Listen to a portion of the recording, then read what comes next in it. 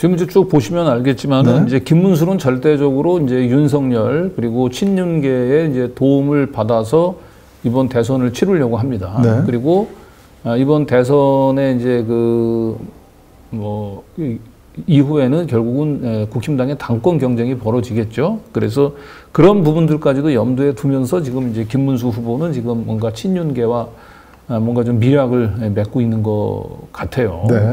근데 이제 이런 상황에서 이 친한계가 이제 좀 발끈한 거죠. 그러니까 경선 과정에 윤석열이 개입한 것도 모자라서 이제 대선판까지 그리고 자기가 밀었던 한덕수가 떨어졌는데도 여전히 포기하지 않고 지금 대선판에 국힘당의 이제 상황 노릇을 하는 것에 대해서 이제 더 이상 이제 좌시하지 않은 것 같아요. 그리고 친한계가 윤석열을 향한 이제 그 언사가 지금은 뭐 조금도 윤석열을 이제 과거 대통령에 대한 전직 대통령에 대한 예우 이런 거는 눈꽃만큼도 찾아볼 수가 없습니다. 그 입 다물기를 바란다. 저런 정도 표현은 저건 뭐 거의 적에게 하는 얘기죠. 적에게. 상대당 후보 정도한테 쓰는 표현을 지금 윤석열한테 저 친한동계 입장에서는 결과적으로 지금 저분들은 뭐 대선은 관심이 없어요. 지금 오로지 당권인데 그런 차원에서 보면 이 친한계는 이재명 지금 후보보다도 윤석열이 지금 더 큰 적입니다. 지금 어떻게 보면. 그렇죠. 윤석열이 뒤에서 움직여서 한동훈이 떨어졌다 이렇게 생각을 할 거 아닙니까? 그리고 지금 이제 윤석열이 이번에 대선 레이스에 개입을 하는 걸 그대로 좌시할 경우에는 결국 다음에 당권도 역시 또 윤석열 개입하겠죠. 그래서 지금 이제 완전히 이번 기회에 이제 그 윤석열을 당 정치에서 손을 떼게 할 목적으로 오늘 굉장히 강도 높게 지금 목소리를 높이기 시작했어요. 친한계가. 그리고 친한계 의원 16명이 지금 권성동이 지금 완전히 태세 전환을 했지 않습니까? 그래서 권성동이 얼마나 미울까요? 사퇴를 요구하고 있습니다. 의원들 이름이 나와 있죠. 전부 다 16명이 다 친한계예요. 결국 권영세는 그냥 권영세 사이를 수용하는 걸로 지도부 교체는 마무리 지려고 했었는데 친한계가 이걸 용납하지 않은 거죠. 권성동을 탁 찍어가지고 16명이 집단으로 연명으로 권영세를 물러나라고 촉구를 한 겁니다. 지금 뜻이기도 하겠죠. 결국 김문수가 계속 원팀을 강조하고 있지만은 이미 이들은 그 대선 과정에서 이미 대선보다도 당권을 먼저 염두에 두고 원팀이 아니고 지금 서로가 서로를 향해서 지금 굉장히 견제를 지금 하고 있는 이미 이들은 당권 경쟁에 들어가 있는 겁니다. 그렇습니다. 자, 한동훈도 역시 그 김문수를 상대로 친윤과는 절연을 하라라고 지금 딱 잘라 얘기를 하고 있군요.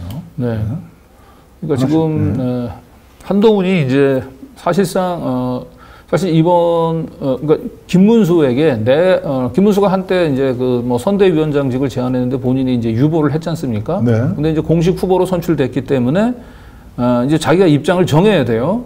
그런데 한동훈 입장에서는 이제 사실상 도저히 김문수 쪽에서 이제 받아들일 수 없는 3가지 조건을 내세움으로써 사실상 이제 그 선거 캠프에 이제 발을 디디지 않겠다라고 얘기를 한 거예요. 그리고 결과적으로 이 3가지 요구를 김문수 후보가 받아들이지 않음으로써 자기가 대선 이제 패배에 따른 책임, 그것도 본인이 아니고 이건 김문수 후보에게 전가하려고 하는 그런 포석으로 보여지죠. 그럼 이제 3가지, 김문수한테 요구했던 3가지가 뭐냐? 하나씩 보죠. 먼저 계엄과 탄핵 반대에 대해 진심으로 국민들께 사과하고 입장을 분명히 해야 한다. 이렇게 얘기했습니다. 그렇죠. 그리고 둘째로는 윤 전 대통령 부부와 단호히 절연해야 한다. 그러니까 결국 이제 친윤 세력하고 절연하라는 거예요. 손을 끊으라는 거죠. 자, 마지막으로 김 후보께서 경선 과정에서 한덕수 전 청료의 즉각 단일화 약속을 내걸고 당선되신 점에 대해 사과할 필요가 있다. 이렇게 이 3가지를 요구하고 있습니다. 이 3가지 중에 뭐는 한 가지라도 김문수 후보가 받을 수가 있겠습니까? 저 받는 순간에 사실상 친윤계하고는 절연을 하고 결국 한동훈하고 손을 잡고 대선을 치르겠다라고 얘기하는 건데 예, 그러면 사실상 지금 국힘당의 그 주요 지지자들은 다 윤석열 지지자가 핵심인데 네. 결국 그 윤석열 지지자들을 포기하고 지금 배신자 프레임에 휩싸여 있는 한동훈과 손을 잡고 대선을 치른다는 건 뭐 상상도 할 수 없는 일이잖아요. 그렇죠.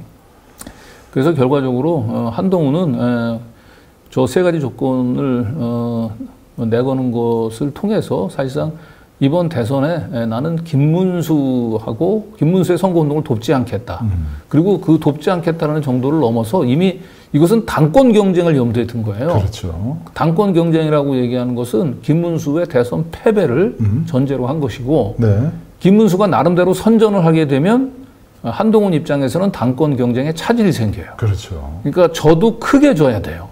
그래야 이제 김문수뿐만 아니고 친윤 세력들이 대선 패배에 대해 책임을 지게 되고 자연스럽게 당을 재정비하는 과정에서는 한동훈의 목소리가 말빨이 더 먹힐 수밖에 없는 거죠. 그렇죠. 지금 사실 오늘 그 김문수가 만나야 될 사람은 한동훈이거든요. 근데 한동훈이 아니고 나경원과 윤상현을 만났다는 것 자체가 한동훈 입장에서는 매우 빈정상하는 일이고 당권 경쟁에서 자기가 선수를 뺏겠다 이런 느낌을 갖게 하는 거죠. 네. 그러니까 저기는 구조적으로 이미 김문수가 친윤 세력하고 이제 손을 잡으면서 지금은 한동훈하고는 완전히 지금 이제 제로섬 관계가 좀 된 겁니다. 그래서 이재명 후보보다도 더 절실하게 김문수의 대선 패배를 바라고 있는 사람은 한동훈일 수 있어요. 예. 선전해도 안 되고 아주 크게 참패를 해야만 참패를 할수록 한동훈에겐 더 기회가 오는 겁니다. 네. 네. 그래서 사실 이제 이 내란 얘기를 계엄과 탄핵 반대 이슈를 맨 앞에다가 끌어올린 이유도 바로 이런 그 김문수가 어떻게 보면은 벗어날 수 없는 이런 그 본질적인 문제에 대해서 분명히 차별화를 기하고 있는 걸로 보입니다. 그러니까 한동훈 입장에서는 충분히 자기가 사전에 경고를 했다 이거예요. 결국 만약에 대선에서 참패하게 되면 이건 내 경고를 무시하고 윤석열, 내란을 일으켰었던 윤석열을 끝까지 옹호했던 우리 당 지도부와 당 후보가 에게 책임이 있는 거다. 이제라도 이젠 이번 대선 패배의 결과를 겸허히 받아들이고 이제는 우리가 이제 윤석열을 딛고 새롭게 당을 정비하자.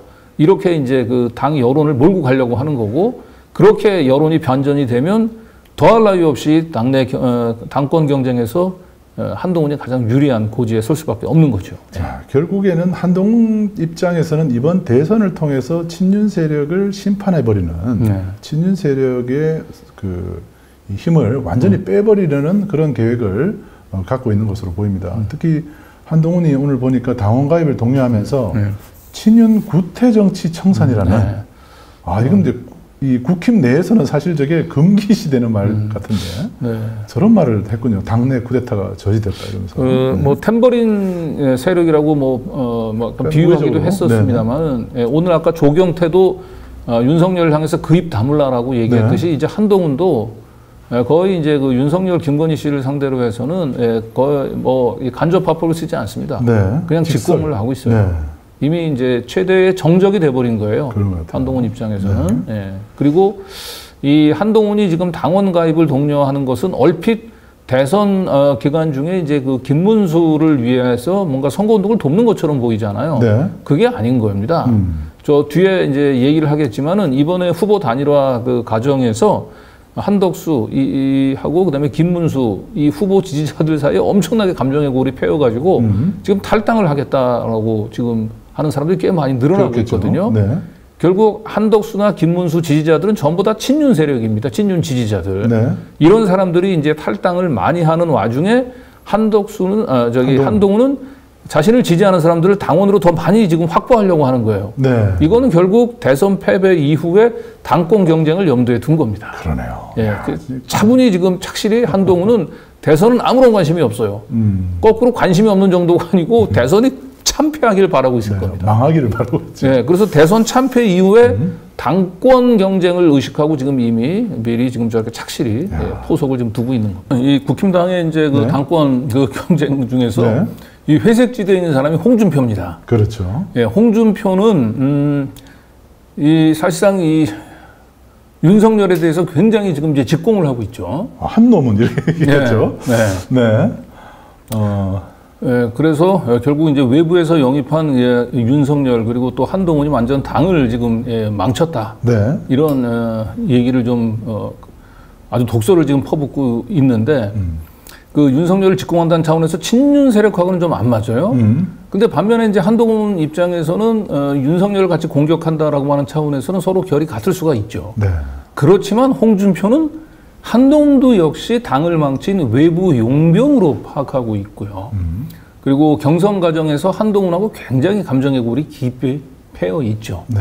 그렇기 때문에 한동훈하고 대립각이라는 차원에서는 친윤 세력 입장에서는 한동훈을 또 홍준표를 또 이렇게 품을 수도 있고 그런데 홍준표는 오늘 하와이에서 또 SNS를 올려가지고 네. 거의 뭐 친윤 세력들을 직공을 했습니다. 와, 그래서 인간 말종. 인간 말종이라고요. 와, 이건 뭐 돌아올 수 없는 강을 건넌 것 같아요. 네, 권영세, 권성동 여긴 당 지도부고요. 박수영, 성일종. 저기는 이제 그 한덕수로 단일화하는 거에 앞장섰던 의원입니다. 그래서 이제 홍준표 입장에서 사적을 저렇게 지목한 것 같아요. 그러네요. 권영세, 권성동, 박수영, 성일종. 그러면서 김문수 파이팅. 네. 네. 와, 자 그리고 이제 이 다음 게 아주 흥미진진한데 검찰이 이제 대선 이제 끝났다고 생각한 것 같아요. 네, 그동안에 그 칼집에 칼을 꽂고 있다가 마치 이제 김문수로 국힘당 후보 선출 과정이 끝나자마자 기다렸다는 듯이 김건희를 공개적으로 지금 이제 정식 소환 통보. 저걸 언론에다가 흘린 거예요, 저거는. 그렇죠. 근데 그 동안에는 그냥 뭐 소환 검토, 뭐 소환 검토 얘기만 계속 나왔는데, 야 이게 이제 대선판이 어느 정도 정리가 딱 되니까 칼을 빼들고. 그렇죠. 김건희 너 이리 와 이렇게 공식 소환 통보를 했습니다. 그러니까 지금 아까도 봤지만 조경태 의원이라든지 한동훈 자신도 그렇고요. 그 윤석열 그 아크로비스타를 상대로 한 이 표현이 굉장히 직설적이고 거칠어졌잖아요. 그러네요. 거의 그 친한계들이 아크로비스타에 대한 직설적 공격과 거의 때를 같이 해서 검찰이 지금 김건희 씨 소환을 통보를 한 겁니다. 그러니까 이 한동훈하고 이 검찰이 지금 이번 대선은 큰 관심이 없는 것 같고요. 검찰 입장에서는 다음에 완전히 이번 대선 기간 동안에 윤석열, 김건희를 묵사발을 만들어서 다음에 이 대선 이후에 이 국힘당의 당권 경쟁에 전혀 개입할 수 없게 완전히 정리를 하겠다라고 하는 의도를 지금 드러낸 걸로 보입니다. 자, 심지어 검찰은요, 김건희 씨가 출석을 하지 않으면 체포영장 등 강제수단도 검토하겠다는 강공을 펼치고 있군요. 그래서 이번 건은 지난번 경선 때는 윤석열, 김건희 씨한테 경선 개입하지 마라 라고 경고장이었는데 지금 검찰 입장에서는 이건 경고장은 아닌 걸로 보입니다. 그렇죠. 그리고 지금 윤석열, 김건희 씨는 검찰 입장에서 눈치 볼 게 없고 그것을 넘어가지고 윤석열, 김건희를 확실하게 이제 이번에 꺾어 놓지 않으면은 다음 또 당권 때 또 이들 부부가 개입을 할 수 있어요. 그래서 검찰은 확실하게 이번 대선 때 최소한 김건희 씨는 아마 포토라인에 세워서 아마 망신 주기 정도는 최소한 하지 않을까. 대선 전에 부를 것 같죠? 지금 대선 전에 지금 봐서는 부를 것 같아요. 왜냐하면 대선 후에 부르면 너무 눈치 보이잖아요. 그러니까 대선 전에 불러서 일단 김건희 씨하고 윤석열을 망신을 준 다음 그리고 대선 후에는 검찰 조직을 또 보호할 수 있는 방법을 또 찾으려 할 것 같습니다. 그리고 사실 이제 명태균 씨 쪽에서 들리는 얘기도 그 자기가 창원지검에서 조사받을 때하고 달리 서울중앙지검에 와서 조사를 받으면 검사들의 태도가 확실히 눈에 띄게 친한 게 검사라고 하는 느낌이 확 온다는 거예요. 그래서 사실 저 명태균 지금 수사하고 있는 팀장이 사실 또 한동훈하고 같이 옛날 박근혜 국정농단 특검에도 파견 가 있었던 검사기도 하고 다 저희들은 이제 친윤계 검사로 분류를 하고 있는데 저희가 예상했던 대로 결국 국힘당 이제 이 후보가 이제 선출이 되자마자 지금 김건희 씨를 이제 소환 했다는 거는 저건 대선을 생각을 하면 윤석열, 김건희 씨를 부르면 안 되거든요. 김건희 씨를 부르면. 그렇죠. 그러면 점점 더 이번 그 선거는 윤석열 심판 선거가 강해지기 때문에 네. 검찰이 사실은 대선을 의식한다면 김건희 저렇게 부르면 안 돼요. 검찰은 대선 관심이 없는 거죠, 지금. 그렇죠. 당권. 네, 역시 국힘 당권에 관심이 있는 것 같습니다. 네. 그러니까 한동훈의 여전히 영향 아래 있는 걸로 보입니다. 네.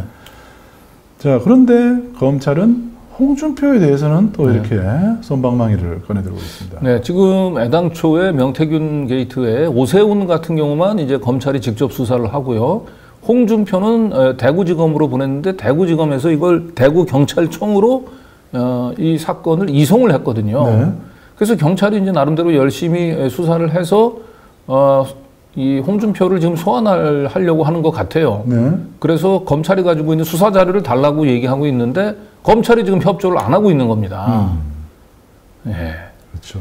자, 이건 뭐겠어요? 그러니까 지금 아까도 말씀드렸던 대로 홍준표는 회색지대에 있습니다. 친한계 입장에서도 홍준표는 포섭 대상이거든요. 네. 그 지금 이 단계에서 검찰이 홍준표를 소환을 하게 되면 홍준표도 바보가 아닌데 이건 결국 지금 현재 검찰은 한동훈의 교감하에 움직이고 있다라고 알고 있잖아요. 네. 그러니까 결국 검찰이 자기를 소환하면 홍준표는 곧 한동훈이 자기를 치려고 한다 이렇게 생각할 거예요. 아마도 지금 뭐 하와이로 간 걸 뭐 본인은 좀 쉬려고 간다고 하긴 하지만 이 검찰 수사도 나름대로 의식을 피하기 위해서 좀 피하려고 하는 그런 의심을 지금 받고 그렇죠. 있는데 어쨌든 지금 친한계 이 검찰은 이제 홍준표는 나름대로 지금 배려를 하고 있는 것 같습니다. 네. 근데 모든 시계가 국힘당은 대선이 아니고 지금 검찰도 마찬가지고요. 지금 당권에 지금 맞춰져 있는 듯한 느낌이 들어요. 그러니까 한동훈은 우리가 흔히 이제 국힘당 대표라고 얘기를 하죠. 아주 국힘당이 아니고 검찰당 대표라고 얘기를 하잖아요. 국힘 안에 이제 검찰당이 있는 거예요. 그래서 지금 국힘 내에 어떤 검찰의 그런 움직임들이 국힘의 앞으로의 당권과도 뭔가 아주 치밀하게 연결되어 있다는 걸 볼 수 있습니다.